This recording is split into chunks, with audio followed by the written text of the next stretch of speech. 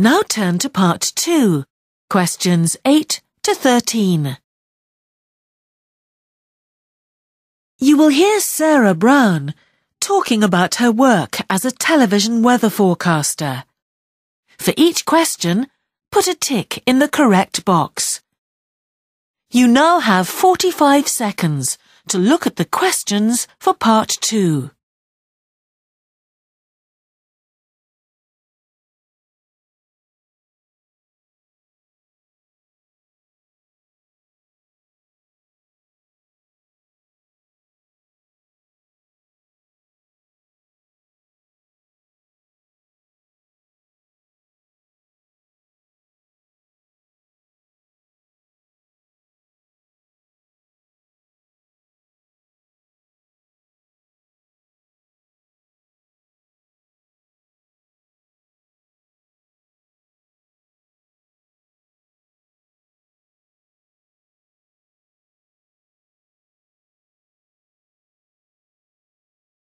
Now we are ready to start. Listen carefully. You will hear the recording twice. Hello, I'm Sarah Brown, and I'm here to tell you about my job as a weather forecaster. I've been a weather forecaster for a television company for 7 years, and 2 years ago I became the head of the weather department. Now I divide my time equally between presenting weather forecasting on television and managing the weather department, which has a staff of 11. At 30 years old, I'm the youngest ever head of weather, and the first woman to do the job. Since our news and weather service goes out all round the world, we all take turns to work at night. I prefer that to doing the show when I have to get up at 4 in the morning. I normally work an 8-hour day, and in that time I do 10 or 12 forecasts. Before doing a weather forecast, I study data on the computer. This is the information I use in my forecasts. There isn't much time to learn what I have to say, but fortunately I've never forgotten my words, so I don't get nervous. My husband and I try to have the same free days, but neither of us has a regular pattern of work. He's a pilot on long-distance flights, so although he works hard, he has a lot more time at home than I do. We moved to our present house about a year ago, and he's enjoying painting it. I took up flying as a hobby 5 years ago. I hope to get my pilot's license this year, but because of the job, I haven't been to the flying school for ages. For exercise, I swim and ski, and I like running. I'm really proud of myself for running in the London Marathon. It's a 40-kilometre race, and I never thought I could manage it. My husband plays tennis, and we sometimes play together, but he's better than me, so I never win.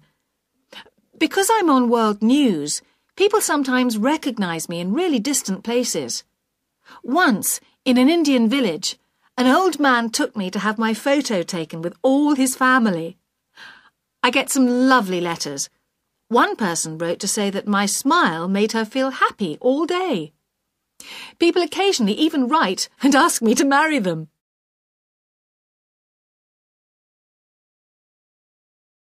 Now listen again. Hello, I'm Sarah Brown, and I'm here to tell you about my job as a weather forecaster.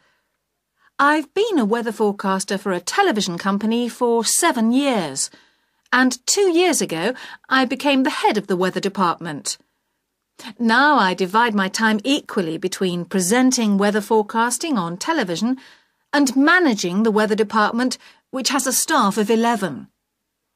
At 30 years old, I'm the youngest ever head of weather, and the first woman to do the job. Since our news and weather service goes out all round the world, we all take turns to work at night. I prefer that to doing the show when I have to get up at 4 in the morning. I normally work an 8-hour day, and in that time I do 10 or 12 forecasts. Before doing a weather forecast, I study data on the computer. This is the information I use in my forecasts. There isn't much time to learn what I have to say, but fortunately I've never forgotten my words, so I don't get nervous. My husband and I try to have the same free days, but neither of us has a regular pattern of work. He's a pilot on long-distance flights, so although he works hard, he has a lot more time at home than I do. We moved to our present house about a year ago, and he's enjoying painting it. I took up flying as a hobby 5 years ago.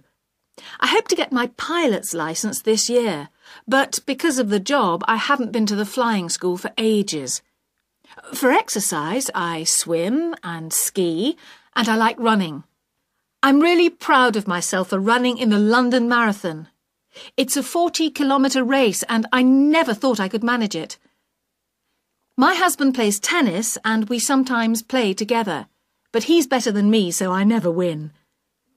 Because I'm on world news, people sometimes recognise me in really distant places. Once, in an Indian village, an old man took me to have my photo taken with all his family. I get some lovely letters.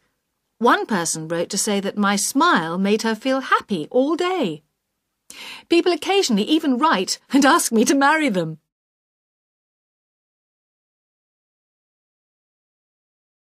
That is the end of part 2.